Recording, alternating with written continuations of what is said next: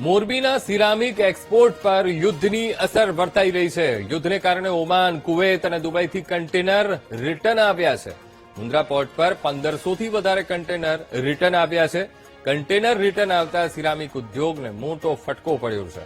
Gas ન મળતા એક તરફ સિરામિક ઉદ્યોગ બંધ થયા છે અને જે માલ એક્સપોર્ટ થયો હતો એ માલ પણ તેના સ્થાન સુધી પહોંચ્યો નથી અને કન્ટેનર રિટર્ન આવ્યા છે અને કન્ટેનર રિટર્ન આવતા સિરામિક ઉદ્યોગને મોટો ફટકો પડ્યો છે. મુન્દ્રા પોર્ટ પર અત્યારે કન્ટેનર ત્યાં રાખવામાં આવ્યા છે. આ બધા જ કન્ટેનર પરત ફર્યા છે. લગભગ 1500 થી પણ વધુ કન્ટેનર જે મિડલ ઇસ્ટ જવા માટે નીકળ્યા હતા અને ત્યાંથી એ પરત આવ્યા છે, જેના કારણે સિરામિક ઉદ્યોગને મોટો ફટકો પડ્યો છે.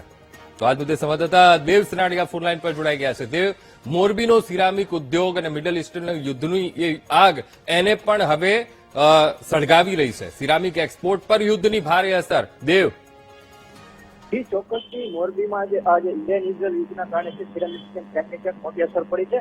હાલ અત્યારે વાત કરવામાં આવે તો જે યુદ્ધના કારણે છે 1500 થી વધુ જે કન્ટેનરો છે મુન્દ્રા અને કંડલા પોર્ટ પર પરત આવે છે, જેના કારણે જે સિરામિક ઉદ્યોગ છે તેને મોટી અસર થશે અને આવનાર દિવસોમાં અત્યારે જે સિરામિક ઉદ્યોગ બંધ થયો છે તે ક્યારે બેઠો થશે તે પણ એક મોટો પ્રશ્ન છે. જી અંકુર.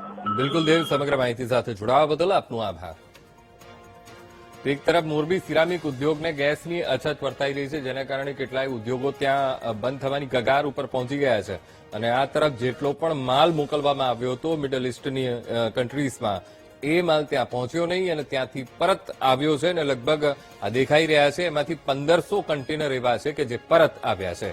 ગેસ ન મળતા એક તરફ સિરામિક ઉદ્યોગ ખૂબ મોટી મુશ્કેલીઓનો સામનો કરી રહ્યું છે, ત્યારે આ મોરબીના સિરામિક એક્સપોર્ટ પર પણ હવે યુદ્ધની અસર છે. યુદ્ધને કારણે ઓમાન, કુવૈત અને દુબઈથી કન્ટેનર રિટર્ન આવ્યા છે.